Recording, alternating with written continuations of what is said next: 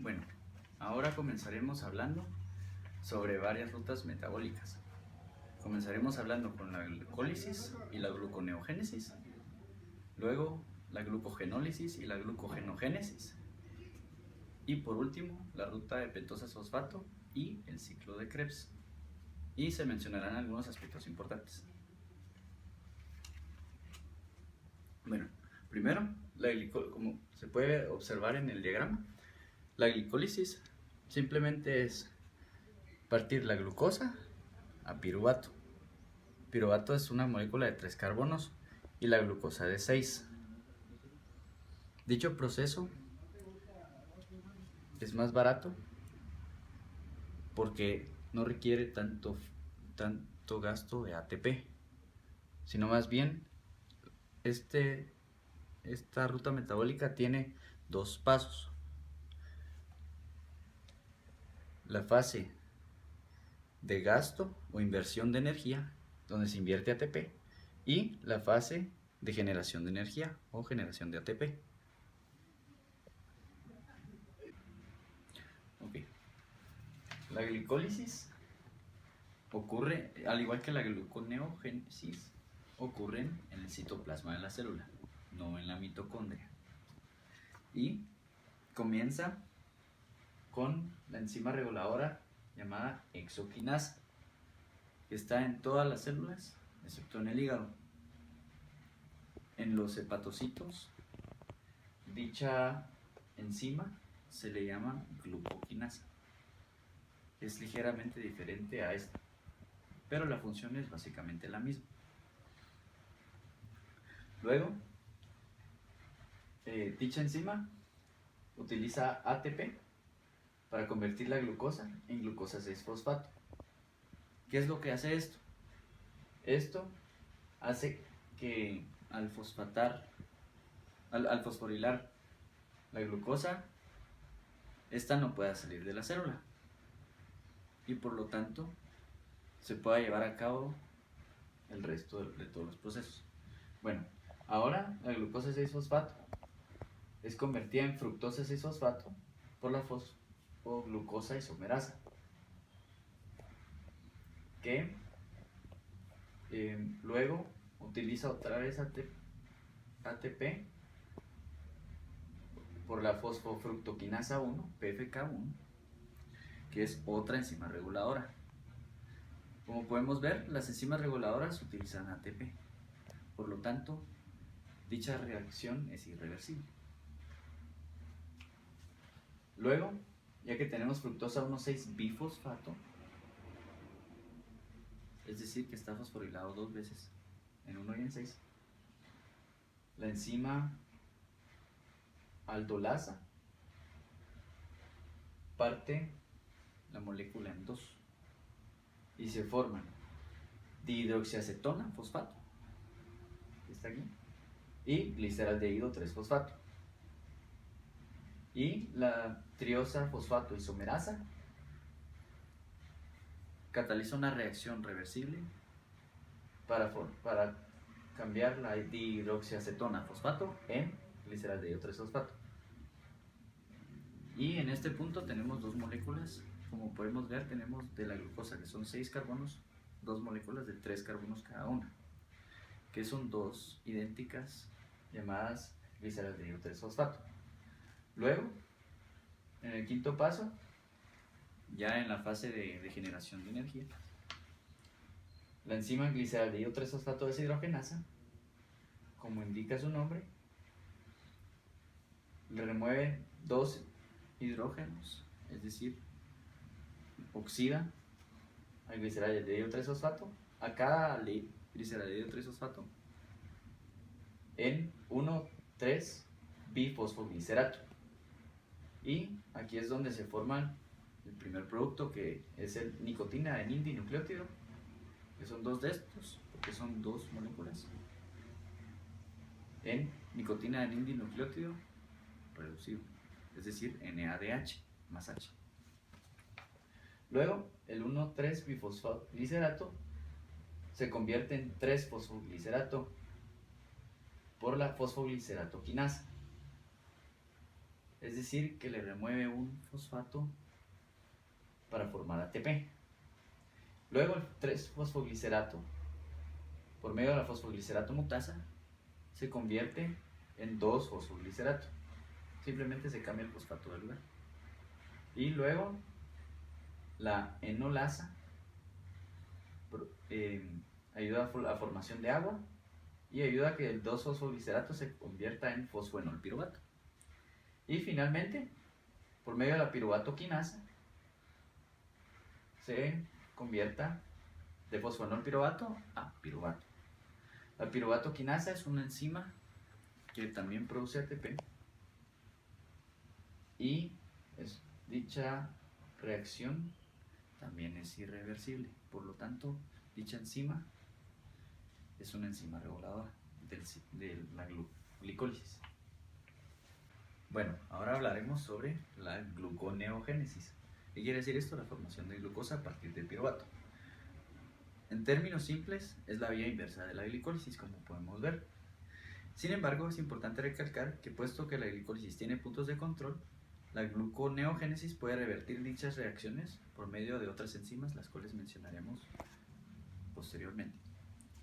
La gluconeogénesis es una vía metabólica lineal que permite la síntesis de una nueva molécula de glucosa a partir de moléculas que no son carbohidratos, tales como lactato o alanina, los cuales también son moléculas de 3 carbonos que se pueden convertir en piruvato para luego entrar en la vía de gluconeogénesis. Y la gluconeogénesis inicia en la mitocondria y acaba en el citoplasma del hígado y riñón, donde se puede llevar a cabo dicha vía únicamente y bajo ciertas circunstancias también en los enterocitos, es decir, en las células del tracto gastrointestinal.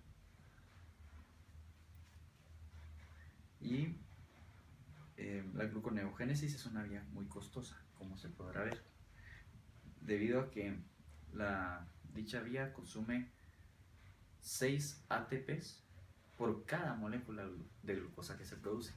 En general, esto es muy interesante y muy importante de mencionar, debido a que toda la glucosa es una molécula bastante cara para el cuerpo en general o para las células corporales, debido a que se gasta energía para producirse. En cambio, para partir o oxidar la glucosa, primero se requiere un poco de ATP y luego esta inversión de energía se recupera por la generación de energía. Por lo tanto, en resumen, hacer glucosa es bastante caro. Y todas las vías que vayan lejos de la glucosa, es decir, hacia piruvato o hacia glucógeno, que se explicará posteriormente, son más baratas. Bueno, entonces la gluconeogénesis se comienza con el piruvato.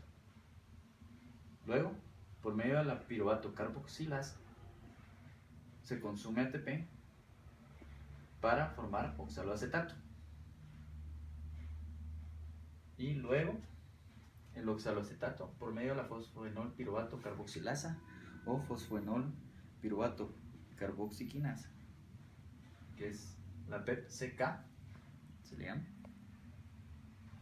utiliza 2 GTPs, o guanosina trifosfato, para formar el fosfoenol piruvato. Ahorita recordemos que estamos hablando de 2 moléculas, no solo una, porque a partir de 2 moléculas de 3 carbonos se formará una de 6 carbonos, que es la famosa glucosa. La piruvato carboxilasa es una enzima reguladora de dicha vía, al igual que la fosfoenol piruvato carboxilasa o fosfoenol piruvato carboxiquinasa. Luego, por medio de la enolasa también, se convierte el fosfoenol piruvato en 2-fosfoglicerato. Y luego el 2-fosfoglicerato en 3-fosfoglicerato por medio de la fosfoglicerato mutasa. Luego, de nuevo, se consume ATP con la fosfoglicerato quinasa y convierte el 3-fosfoglicerato en 1,3-bifosfoglicerato, es decir, lo fosforila. Luego, por medio de la gliceraldehído 3-fosfato deshidrogenasa, también se produce NADH, y se forma gliceraldehído 3-fosfato. Luego el gliceraldehído 3-fosfato con la triosa fosfato isomerasa que mencionamos anteriormente, que es reversible, se puede convertir la dihidroxiacetona fosfato, una de las moléculas que originalmente eran de piruvato, y la otra molécula sigue siendo gliceraldehído 3-fosfato. Teniendo las dos, el gliceraldehído 3-fosfato y la dihidroxiacetona fosfato, por medio de la aldolasa se unen y se forma la fructosa 1,6-bifosfato, para luego ser convertida en fructosa 6-fosfato por la fructosa 1,6-bifosfatasa, la cual también es una enzima reguladora de dicha vía. Y debido a que la reacción es irreversible, y luego se convierte en glucosa 6-fosfato por medio de la fosfohexosa isomerasa. Y por último, la glucosa 6-fosfato se convierte en glucosa al desfosforilarla por medio de la glucosa 6-fosfatasa, la cual también es una enzima reguladora de dicha vía. Algo importante que vale la pena mencionar respecto a las dos vías, ya sea la glucólisis o la gluconeogénesis, es que las enzimas, hay enzimas que son la PFK2 y la fructosa 2,6-bifosfatasa. Primero, la enzima tiene función quinasa cuando está desfosforilada, es decir, hidroxilada. Su nombre es fosfofructoquinasa 2, PFK2. Esta enzima se activa por transducción de señales de insulina que usa la ruta de proteína fosfatasa 1, PP1. El producto de esta reacción es fructosa 2,6-bifosfato. Esto permite la corrección anticipada que se lleve a cabo la glicólisis, es decir, ya que la fructosa 2,6-bifosfatasa es un efector alostérico positivo de la fosfofructoquinasa, es decir, que promueve su actividad. La misma enzima, cuando está fosforilada, tiene función fosfatasa. Su nombre es fructosa 2,6-bifosfatasa. Esta enzima se activa por transducción de señales del glucagón, que usa la ruta de la proteína quinasa A, pKa. El producto de esta reacción es fructosa 6-fosfato, es decir, Y esto permite que se lleve a cabo la gluconeogénesis, ya que la fructosa 2,6-bifosfato es un efector alostérico negativo de la fructosa 1,6-bifosfatasa. Bueno, ahora hablaremos sobre la glucogenólisis, es esta vía, y la glucogenogénesis, es esta vía. Bueno, primero comenzando con el glucógeno, recordemos que todas las células tienen glucógeno, pero principalmente se almacena en el músculo por la contracción muscular, para que el músculo, los miocitos tengan su fuente de energía a la mano, digamos, y no tengan que estar dependiendo o esperando a que otros órganos le manden energía. Y en el hígado, donde se almacena principalmente, es decir, se almacena principalmente en hígado y músculo. Y el metabolismo del glucógeno, recordemos que se da solo en el citoplasma de las células, no en la mitocondria, en el citoplasma. Bueno, la glucogenólisis se da en periodos de hipoglicemia, es decir, que el glucógeno se parte para producir glucosa para regular los niveles de glucosa en sangre cuando ésta se encuentra baja, por lo que el glucagón la promueve. Y puesto que la transducción de señales del glucagón usa la ruta de las quinasas, proteinquinasa A, las enzimas de la glucogenólisis deberán fosforilarse para estar activas, como se mencionó anteriormente. Particularmente la glucogenofosforilasa, mencionaremos, es la enzima reguladora principal de la glucogenólisis. Y La pKa también fosforila la glucogeno-sintasa, que también es reguladora de la glucogenólisis, que es la reguladora de la glucogénesis, inactivándola, así evitando la glucogénesis. Es decir, cuando se hace glucogenólisis, al mismo tiempo se inactiva la glucogenogénesis. Y también la pKa también fosforila al inhibidor de la fosfoproteína fosfatasa 1, PP1, de tal forma que el efecto de la insulina también se ha inhibido. Es decir, que como la insulina también promueve la glucogenogénesis, cuando se realiza la glucogenólisis, dicha ruta también se inhibe, para que no se confundan las dos señales. Bueno, ahora, comenzando con la vía, primero tenemos el glucógeno, y se va a producir glucogenina de restos de glucógeno y glucosa. Bueno, el glucógeno, por la glucógeno fosforilasa, se convierte en dextrina límite y glucosanofosfato. La glucosanofosfato, por medio de la fosfoglucomutasa, se convierte en glucosa 6-fosfato. Y luego, por la glucosa 6-fosfatasa, es decir, le quita el fosfato en glucosa. Y por esta vía, la dextrina límite es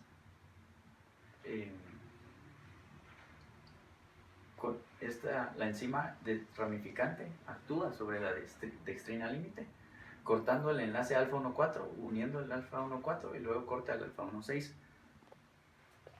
para cortar las glucosas y liberarlas. Es decir, se producen varias glucosas libres. Es como una rama de un árbol que tiene varias ramitas. Por lo tanto, dichas ramas, como dice la enzima, es desramificante, es decir, quita las ramas y cada rama se convierte en una glucosa libre, que luego se va al torrente sanguíneo.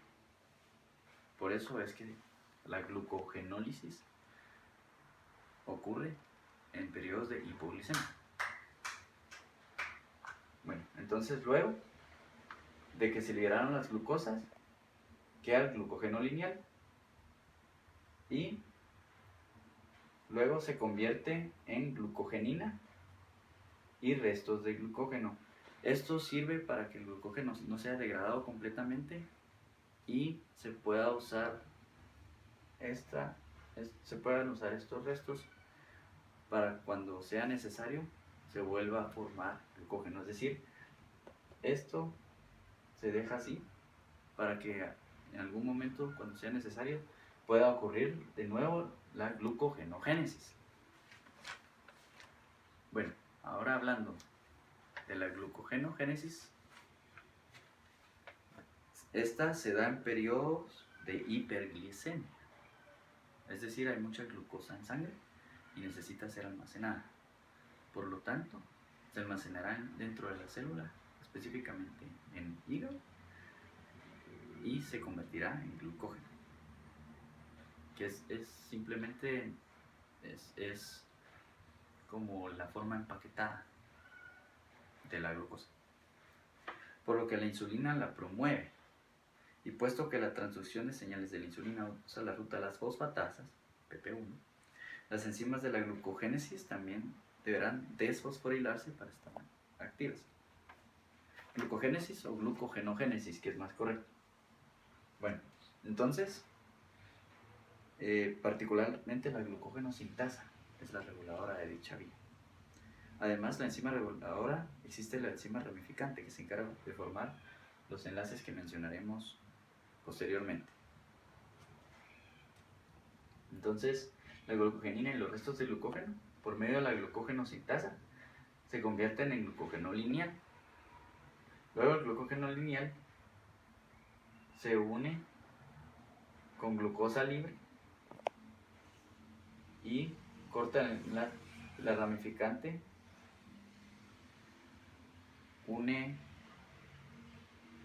Se encarga de formar el enlace alfa 1,6 de las ramificaciones del glucógeno, es decir, este, que anteriormente fue cortado en la glucogenólisis. Y se convierte en glucógeno. También, aquí, la glucosa se convierte en glucosa 6-fosfato por medio de la hexoquinasa o glucoquinasa en hígado para ingresarla en la célula y que no pueda salir. Es como si le pusiera esposas o como si le pusiera, sí, básicamente como si la encarcelara dentro de la célula. Luego, la glucosa 6-fosfato por medio de la fosfoglucomutasa se convierte en glucosa 1-fosfato para luego utilizando UTP, es decir, uridil trifosfato, por medio de la enzima UTP glucosa 1-fosforidil transferasa, unir el UDP a la glucosa y formar UDP glucosa. Luego, por medio de la pirofosfatasa, se convierte en glucógeno primario y luego la UDP glucosa glucógeno glicosil glucógeno glicosil transferasa, ¿sí? Se convierte en glucógeno ya propiamente dicho. Bueno, si lo anterior no se entendió tan claro, lo mencionaré de otra forma o resumido.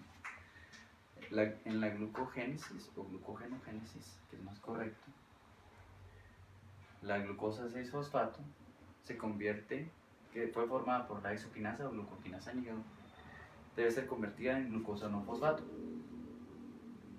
por la fosfoglucomutasa, que luego es activada por su conversión a UDP glucosa, que es una reacción de nucleotidización, porque el uridil trifosfato es un nucleótido y se le agregó a la glucosa. De esta manera es que es activada, que luego es adicionada a la glucogenina, que es la proteína que mantiene unida al glucógeno, como se menciona, para que al ser utilizado en la glucogenólisis se mantengan protegidas las reservas del glucógeno, es decir, el glucógeno nunca se rompe completamente, siempre quedan restos del glucógeno porque quedan protegidos por una proteína que se llama la glucogenina, los cuales servirán como primers o cebadores de la glucogenogénesis. Es decir, para hacer glucógeno, en pocas palabras, se necesitan restos de glucógeno para comenzar todo el proceso y toda la ruta metabólica. Bueno, ahora hablaremos sobre la ruta de pentosfosfato. Dicha ruta también se le llama PPP por su nombre en inglés, Phosphate Pentose Pathway, que se lleva a cabo en el citoplasma de las células, no en la mitocondria. En la mitocondria únicamente se da la cadena transportadora de electrones y la fosforilación oxidativa.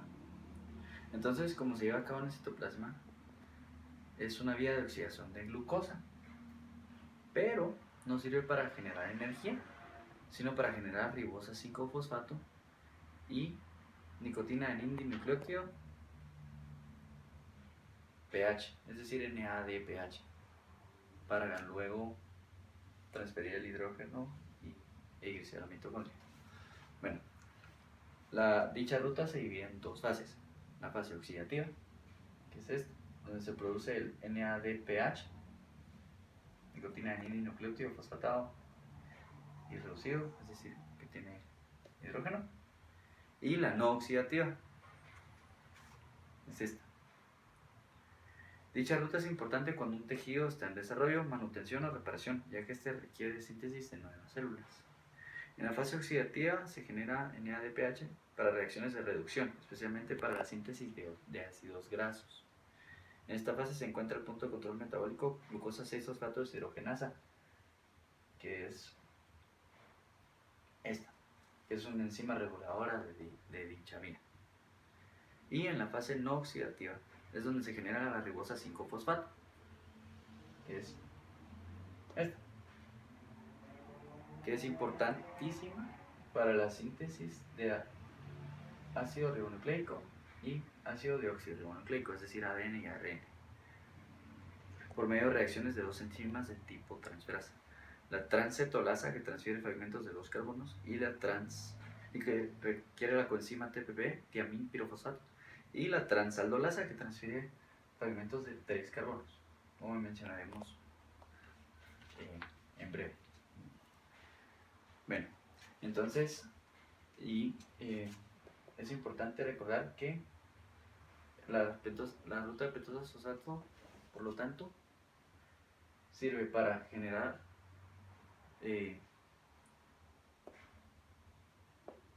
ácidos ribonucleicos y ácidos deoxirribonucleicos, es decir, información genética, y fosfolípidos para la membrana celular, que en conjunto sirve para, como mencioné anteriormente, generación de nuevas células o reparación de las mismas. Bueno, entonces, ya comenzando con dicha ruta, primero, la glucosa 6-fosfato que está dentro de la célula se convierte con magnesio como coenzima o como cofactor en 6-fosfato-glucano 5-lactona y se forma el NADPH más H. Luego, dicha molécula se convierte en 6-fosfoglucanato por la enzima lactonasa, que también utiliza magnesio como cofactor. Luego, por medio de la 6-fosfoglucanato deshidrogenasa, que es reguladora, como mencioné anteriormente, se convierte en ribulosa 5-fosfato y se produce CO2, es decir, se le remueve un carbono a la molécula y se produce NADPH, que luego se va a unir con glucosa 6-PDH. Luego, pero eso es otro lado. La ribulosa 5-fosfato por la fosfopentosa isomerasa forma la ribosa fosfato. Sí, las ribosas fosfato, es decir, la ribosa 5-fosfato. La ribulosa se convierte en ribosa debido a que estos son isómeros. Por lo tanto, la enzima es una isomerasa. Luego que ya tenemos la ribosa 5-fosfato, ya estamos en la fase no oxidativa, donde la 3-epimerasa convierte las ribosas fosfato en chilulosa 5-fosfato y con cetoisomerasa a ribosa 5-fosfato.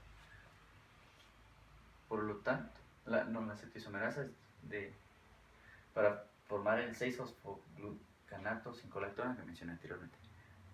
Disculpe. Y dicha enzima, la 3-epimerasa, transforma la chilulosa 5-fosfato. Luego la ribulosa 5-fosfato se convierte en pseudotululosa 7-fosfato por la transcetolasa. Como mencioné anteriormente, transfiere 2 carbonos. Es decir, teníamos 5 carbonos y ahora tenemos 7 carbonos. Por eso es pseudoeptulosa 7.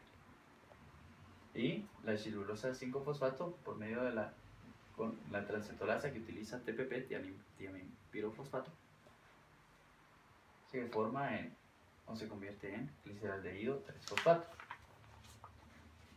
Luego, con la transaldolasa, que transfiere 3 carbonos, de 7 carbonos se convierte en 4, eritrosa 4-fosfato, y de 3 carbonos se convierte en 6, gliceraldehído 3-fosfato a fructosa 6-fosfato.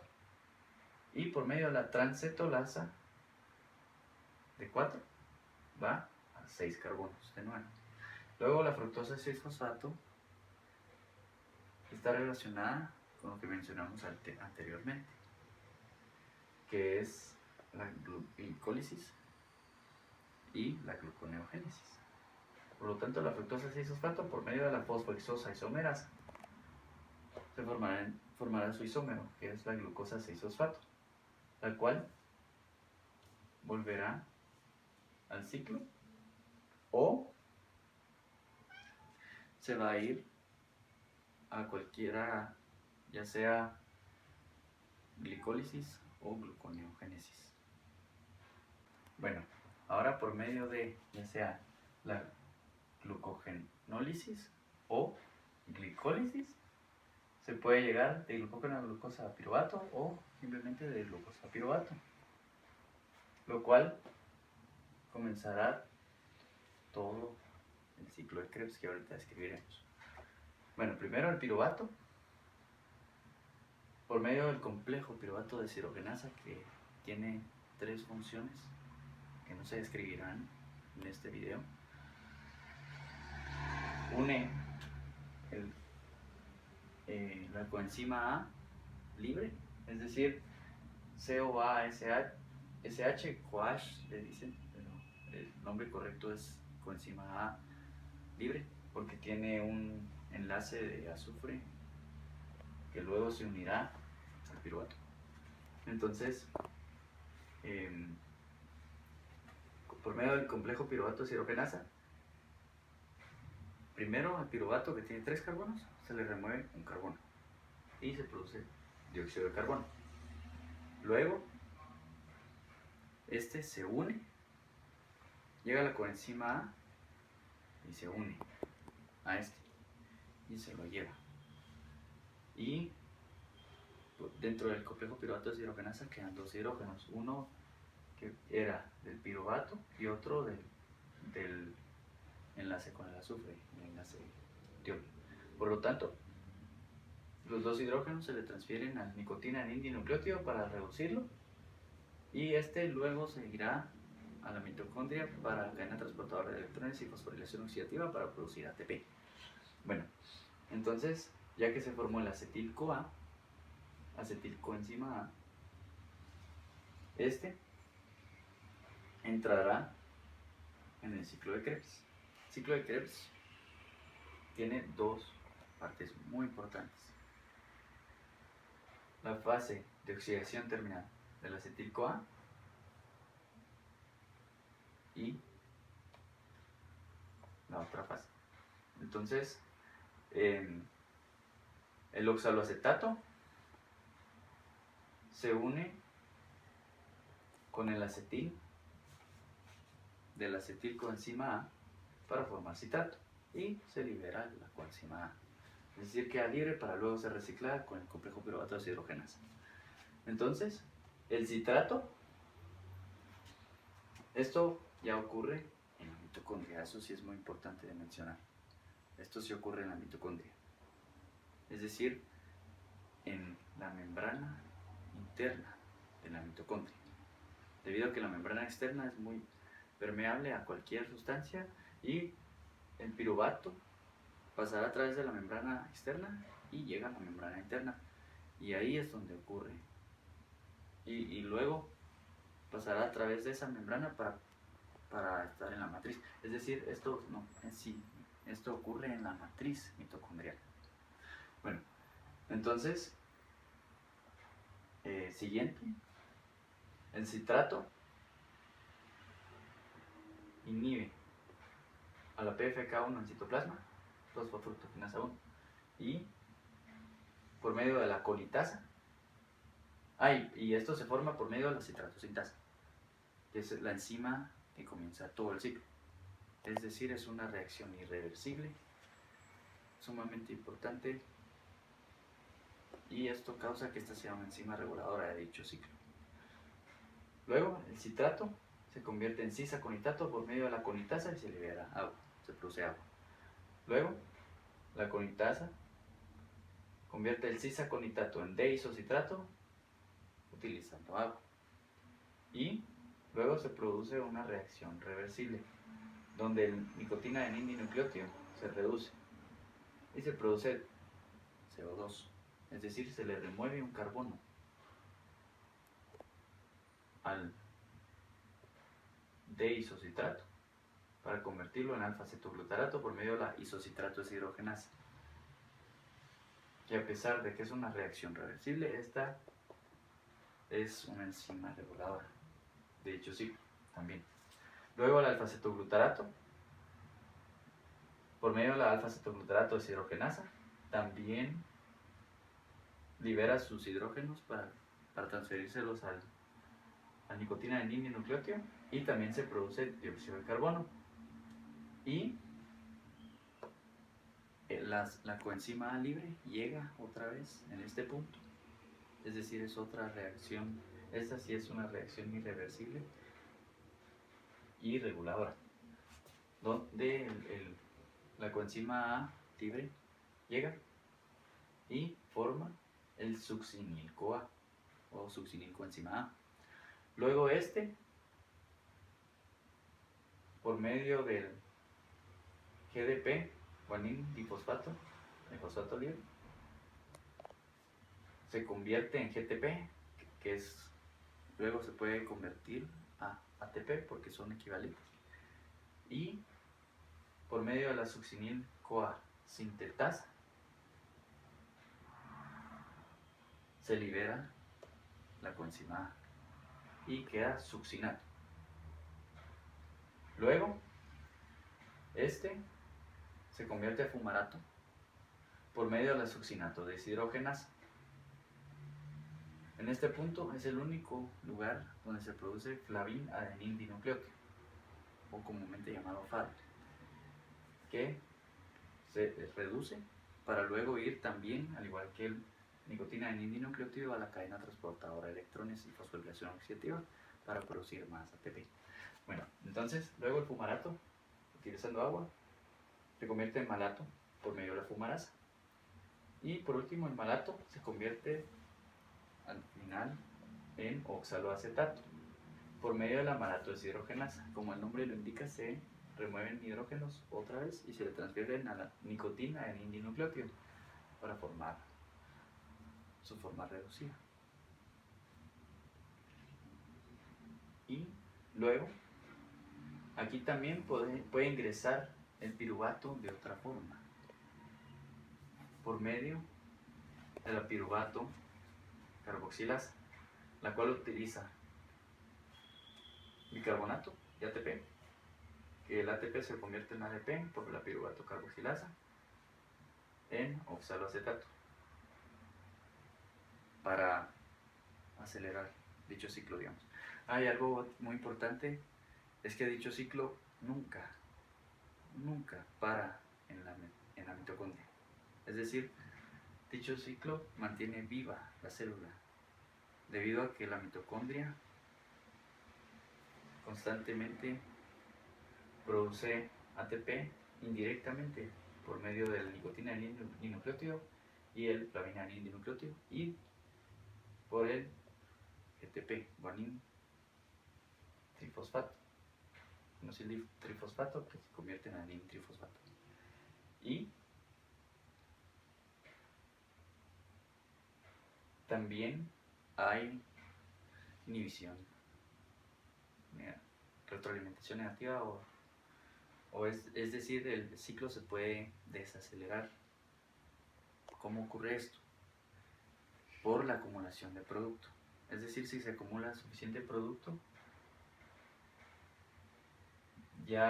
o suficiente ATP, la célula interpreta esto como que ya no está en metabolismo energético, sino está en metabolismo basal. Por lo tanto, dicho ciclo se desacelera, pero nunca para. Y eso es todo. Bueno, a modo de resumen tenemos dos tablas. Primero comencemos con la de balance de energía por molécula de glucosa.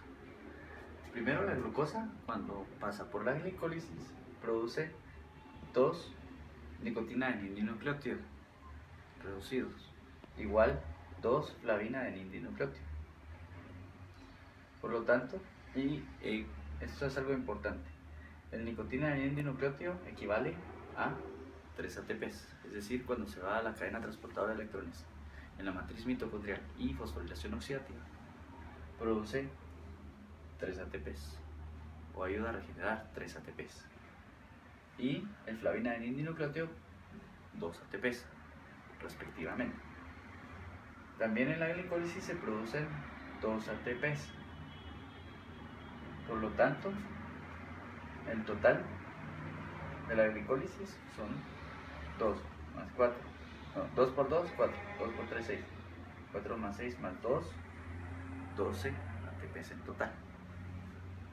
Bueno, ahora el complejo piruvato deshidrogenasa produce 2 nicotinamidinonucleótidos reducidos, es decir, NADH más H. Por lo tanto, 2 por 3, 6. Y nada más. Y ahora el ciclo de Krebs produce 6 nicotinamidinonucleótidos reducidos y 2 flavinamidinonucleótidos reducidos y 2 GTPs. Recordemos que son 2 GTPs, un GTP por ciclo, porque como la molécula de glucosa se parte en dos para formar 2 piruvatos, es como si fueran 2 ciclos simultáneos, cada uno con un piruvato. Por lo tanto se producen 2 GTPs. 6 por 3, 18. 2 por 2, 4. Y 2. Por lo tanto, si se suma todo, en total, ya combinando glicólisis con complejo piruvato deshidrogenasa para llegar luego a ciclo de Krebs, se produce en cerebro y músculo 36 ATPs en total por molécula de glucosa. Y en hígado y corazón 38 ATPs por molécula de glucosa. Ahora bien, hablando de la otra tabla, hablando de hiperglicemia, la hormona implicada es la insulina, porque se va a meter la glucosa a la célula, principalmente al hepatocito, y se va a formar glucógeno, es decir, la forma almacenada de la glucosa. Por lo tanto, la transducción de señales es por medio de la fosfoproteína fosfatasa 1 y ruta metabólica, glicólisis. Enzimas reguladoras. Bueno, lo del glucógeno se explicará acá, gluconeogénesis. Primero, la glicólisis, ¿verdad? Enzimas reguladoras, hexoquinasa, fosfofructoquinasa 1 y fosfofructoquinasa 2 y proteinquinasa. La piruvatoquinasa. Perdón. Y es una ruta catabólica, porque es glicólisis, romper la glucosa. Luego, en hipoglicemia, es glucagón. El glucagón es la señal que dice que hay poca sangre en glucosa, en plasma.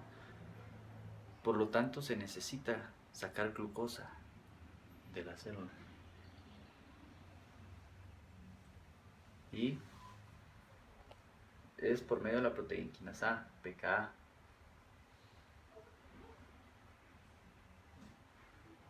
Por eso es gluconeogénesis.